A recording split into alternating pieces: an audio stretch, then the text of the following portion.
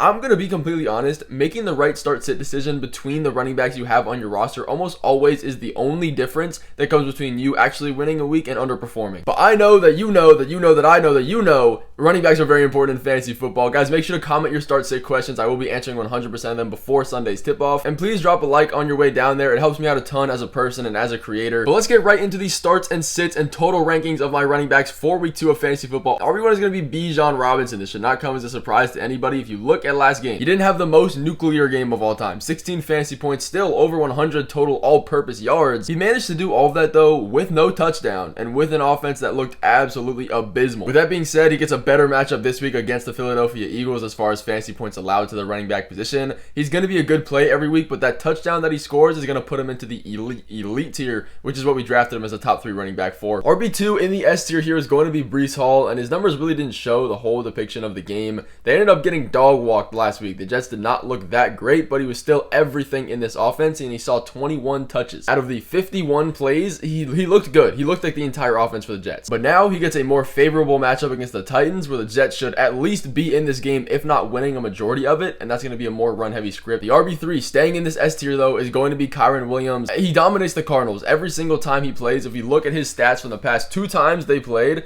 21.8 fantasy points and 34.4 fantasy points. He also averaged 8 yards per carry in those 2 games, and that's not hard to believe because the Cardinals' run defense cannot stop many people, if any. And it looks like Blake Corum is going to have no type of involvement in this offense. If he does, it'll be a good amount later into the season. We don't have to worry about it for week 2. Fire up Kyren. Honestly, RB3 might be a little low. But we got a lot of good running backs this week staying in the S tier with Saquon Barkley. This is a guy that put up 33 fantasy points last week. I know nobody is forgetting that in his Eagles debut. And it's great to see that our analysis of the Jalen Hurts touchdown situation held true. If you have DeAndre Swift getting tackled the most inside the 5 in the entire NFL, and Jason Kelce, the tush push is going to be broken. That's getting dialed back this year, because why would you do that with no Jason Kelce and a Saquon Barkley that's 6 foot 235? Like, he's going to score touchdowns, and Jalen Hurts' touchdowns are going to regress a little bit. I'm not worried about him stealing any. He's most likely going to be a top 5 running back every single week in and week out, even if he does get a tough matchup here against the Atlanta run defense. RB5, Jonathan Taylor. The real only drawback we can say here is Anthony Richardson,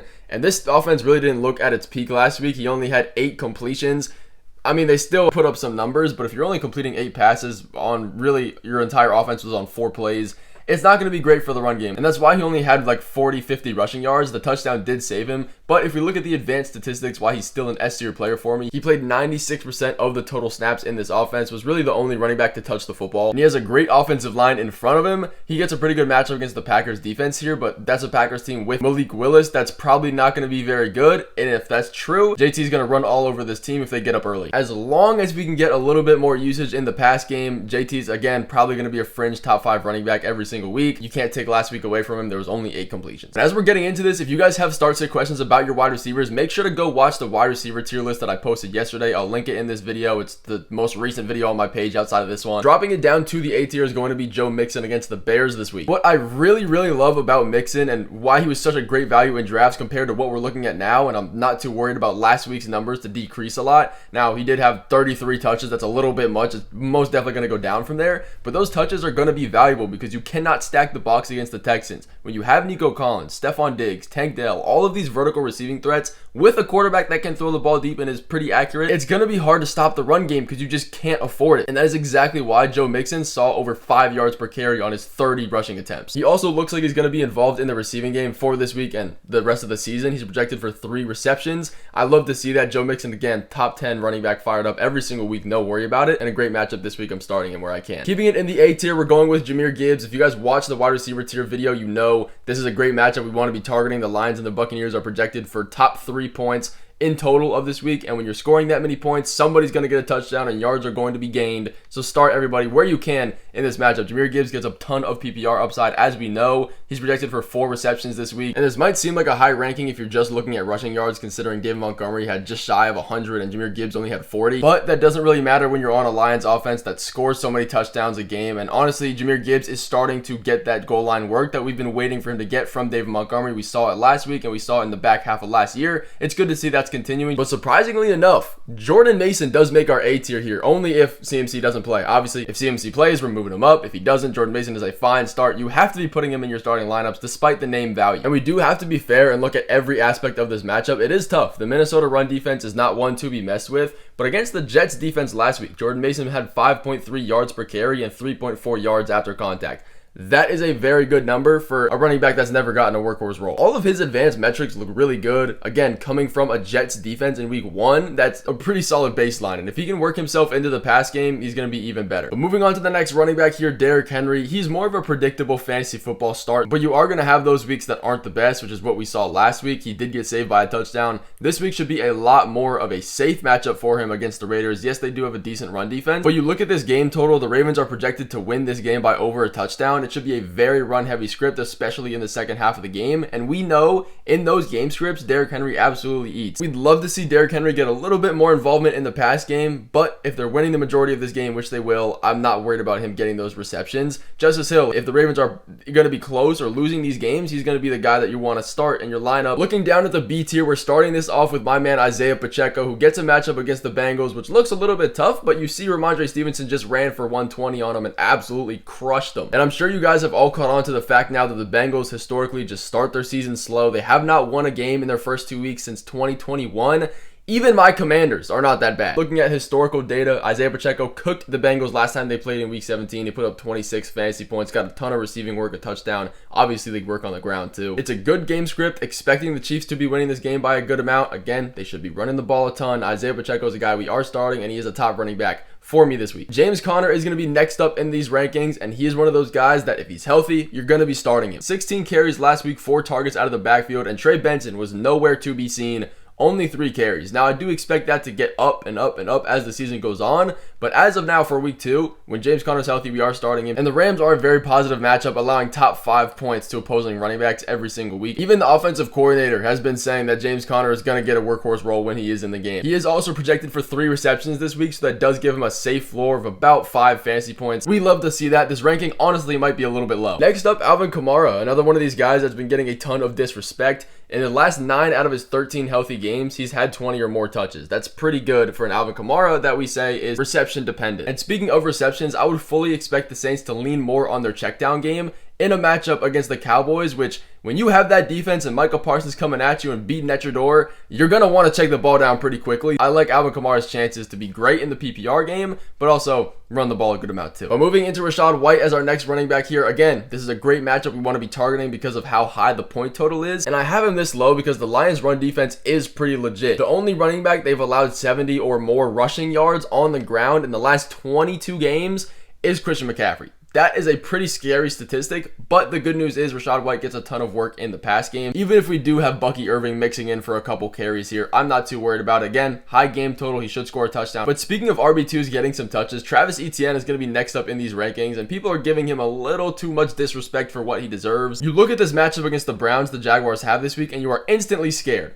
I don't want to deal with it. This is a tough defense. He was splitting carries with Tank Bigsby. But I honestly expect this to be a good thing for ETN. Bigsby is going to be a game script dependent running back that's going to be used in those positive matchups. But when you need yards, you need experience against a good Browns defense, ETN is going to get a majority, if not all of this work this week. Now, obviously, there's going to be some red flags here, but still, he's ranked where he is for a reason. I'm not too worried about the Browns matchup. And I will have Kenneth Walker / Zach Charbonnet next up in these rankings. It also does depend on who actually ends up starting. Kenneth Walker is still dealing with injury. Whoever ends up starting, though, is going to be in your starting lineups, I guarantee you. If Zach Charbonnet is still on your waiver wire, go ahead and pick him up just in case, because I do expect Kenneth Walker not to play. But I am recording this video on Friday, so news will be coming out later in the week. But everything we said about Kenneth Walker looked to be true. He was a 3-down running back. The coaching staff has said they want to give him that role, and they did.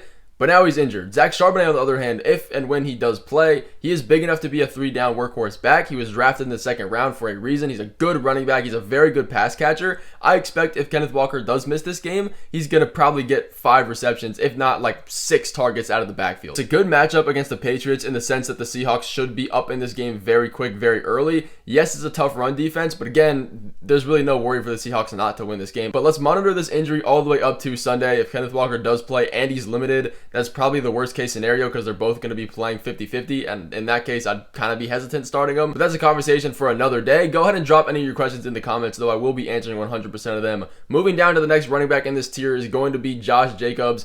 Again, this scares me a little bit because of the whole Malik Willis situation, but because of that, people are moving him down a lot more in their rankings than they should. We looked last week. Mixon tore apart this Colts defense that Josh Jacobs gets now. Now we have to be honest, with Malik Willis playing and the receiving options compared to the Texans, you're going to stack the box a lot more against the Packers than you are against the Texans, again, because you can't afford it. And you know, as a football perspective, you're going to make them beat you with his arm. So they're probably going to stack the box. It's going to be a tough game for Josh Jacobs, but the usage is going to be there. The usage rate from last week was there, and he looked like a workhorse back. He's going to do that again this week. Moving on to Ramondre Stevenson, this seems like the tier of people that just everybody hates on. Ramondre, 120 yards against the Bengals defense last week. Looked absolutely amazing. Now, we do have to be fair. They were in a positive game script. If you're beating a team, you're going to be running a good amount, and how often are the Patriots actually going to be winning games? It is a tougher matchup against the Seahawks, so you can't really expect a ton, but he does get a lot of work in the receiving game as well. The checkdowns are there. Antonio Gibson doesn't really seem to be like any type of backfield threat for him, so we're firing up Ramondre Stevenson and hopefully another good game from him. And one thing that does urge me to be starting him is that the Patriots gave him rest in practice earlier this week, meaning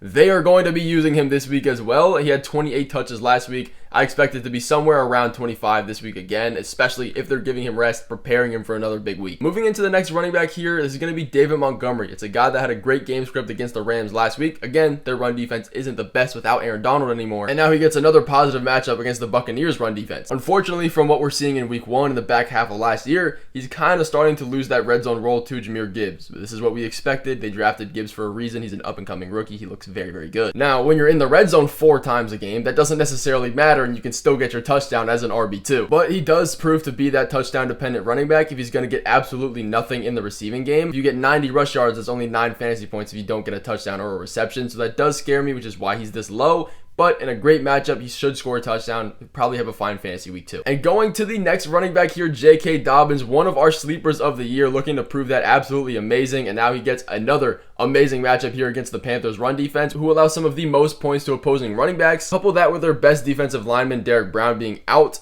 he should be able to dominate this week. The Chargers are a run-heavy team, especially with the Harbaugh tree in here now. We look to see this again continue from last week. J.K. Dobbins is that number 1. And like James Conner, when he is healthy, you are starting him. He is very talented. Gus Edwards doesn't look to seem to be that much of a backfield competition as far as fantasy point utilization goes. Jerome Ford is going to be next up in this rankings and start sit video. It does suck that his offense is so terrible. If it wasn't, he would definitely be way higher in these rankings. But a tip for you guys, if you do have Jerome Ford, I would look to be trading him after this week or just after a good week in general, because once the news of Nick Chubb coming back starts to hit the media, people are going to realize again that Jerome Ford doesn't have season-long value, and you're not going to really be able to get much value for him. Now, while Jerome Ford is starting, he is a start, obviously, this week. He's in this video for a reason. You're going to be getting very good value from him, and he's going to be a good running back. But he makes do with his situation. He put up 19 points against a very good Cowboys defense, despite Deshaun Watson looking like a bottom 3 quarterback in the NFL. That's very promising. Now he gets a way better matchup against the Jaguars, who are a lot softer against the run, and he gets a good amount of usage in the pass game from Deshaun Watson, so that gives him, again, another floor to where if he doesn't score a touchdown, you're not really going to be too sad about it. He's going to get you a fine fantasy week. Put Jerome Ford in your starting lineups. And we will be going with Brian Robinson next against the Giants defense. They do have a better run stopping defense than they do secondary, so that is to be noted. But Jaden Daniels should slow down a little bit in his rush game. The coaching staff has come out and said we don't want him having 16 rush attempts a game.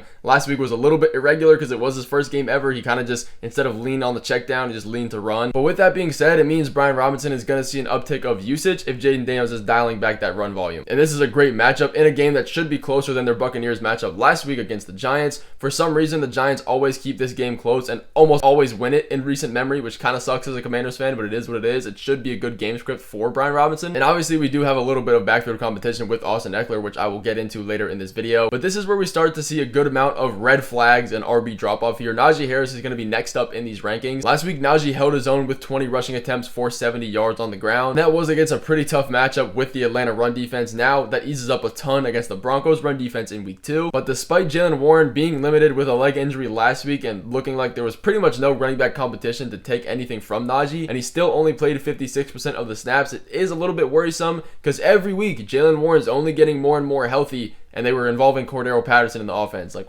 there's no reason we should be doing that. I know Arthur Smith dragged him with him, but like, that's not going to continue to happen. But Najee Harris, he got a majority, if not all, of the rushing attempts.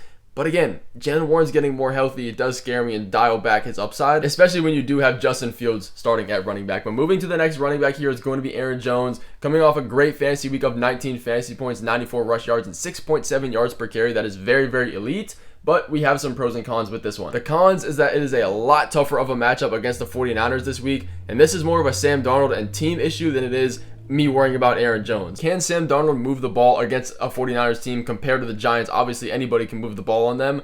If he can, Aaron Jones is going to be a fine start. But if he does struggle, Aaron Jones is going to be a little bit more risky, because if you're not having offense, you're not getting the ball, getting yards, getting touchdowns, getting fantasy points. The good news is that Aaron Jones looked really good last week. He got a good amount of involvement in the receiving game, so that does, again, boost his floor just a little bit. We do have Ty Chandler in this offense that might get some more utilization in a tougher matchup this week, though, which is why Aaron Jones is this low. Outside of Aaron Jones, I'm only starting Justin Jefferson. I'm not worrying about anybody else in this offense right now. But give me Tony Pollard next in these RB tiers, a guy who had 16 rush attempts for 82 yards and a touchdown. He is making a great case to be that RB1. However, we do have to take a step back. I fully expect Tyjae Spears to get more than 8 touches than he did last week. The coaching staff has said they do want Tyjae Spears to get more involved. Now, the matter of how many weeks it takes for that to happen, that's not up to me. But I do expect him 100% to get more than 8 touches in a matchup against the Jets that is a lot tougher. Zach Moss, though, next in these RB tiers, who has proven himself to be the lead in this backfield for now, comparatively 33 snaps to Chase Brown's 17. And throughout the course of the season, I do expect this number to reach equilibrium. But for now, against the Chiefs, Zach Moss will likely open and continue to be this RB1. There is that red flag of, will that change? And I don't want to be starting him the week that does change.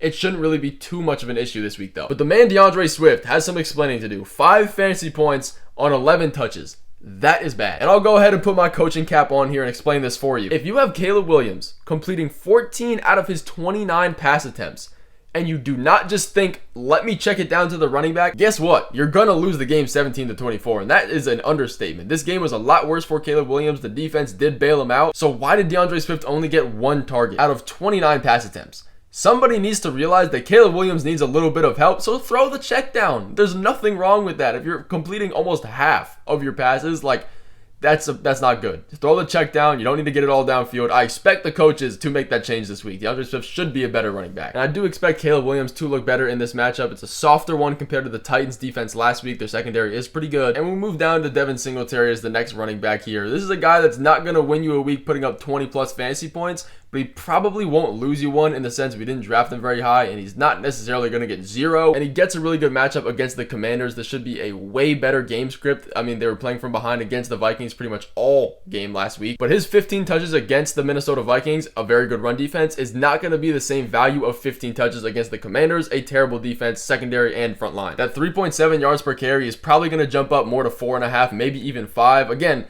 I fully expect him to have a way more efficient game. It's going to be closer, especially. So you could see that 15 touches as a floor for Devin Singletary. Continuing into Zeke as the next running back. He is the RB1 for now. I don't expect that to continue as far as season long goes, as much as a week-to-week basis. But for this week, he owns the goal line work. He is the RB1. I will be putting him here in this ranking above Rico Dowdle. He isn't far and away the better running back here. You can put your faith in Zeke against a Saints run defense. That is pretty good, but not compared to the Cowboys' entire offense that's going to lead to more rushing attempts. But Chuba Hubbard, if you do have him, he is 100% at the mercy of Bryce Young. But it's almost a guarantee that he will look better, and this entire Panthers offense will look better against the Chargers this week. It's a softer defense. He did have a terrible game last week against the Saints. Good run defense, but you have virtually no backfield competition, so I'm not worried. Hope shouldn't completely be lost. But next, Javonte Williams, another guy that's been getting a good amount of disrespect, and I see why. But I'm telling you right now, if Bo Nix does not learn how to throw a check down in this matchup against the Steelers, TJ Watt is coming for everything that he's ever loved. It is going to be very, very bad if Bo Nix cannot get this ball out quick,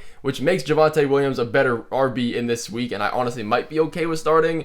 But again, we do have Jaleel McLaughlin in this backfield. He will get some of that receiving work, which does kind of hurt. But the bright side is we know this Broncos team is going to throw a ton of these checkdowns in total. We just have to hope they go to Javonte Williams. And looking at Austin Eckler as the next running back, more involvement in the pass game than the run game. We all expected it. Only 2 carries, not the best. And he had 4 receptions for 53 yards last week. That value in the receiving game is going to be a little bit inflated from week 1 just because Jane Daniels really only lived in the short to intermediate pass game. He threw a couple deep balls, but none of them were completed. When you're in a softer matchup against against the Giants. It is tough because they do play a closer defense in, and they kind of allow a lot of big plays down the field. You do have to expect, if Jaden Daniels is going to dial back his rushing attempts, the checkdowns are going to be there, and Austin Eckler is going to have to be that safety valve for him. Austin Eckler is projected for about 4 to 5 receptions, giving him a pretty decent floor if you do need him as a last flex. I wouldn't suggest you throw him and start him if you're in a 12 team or less, but his running attempts from 2 should go up from last week, again, because of the Jaden Daniels dial back of rushing attempts, which I and the coaching staff expects to happen. But finally, Zamir White is showing his face in these rankings.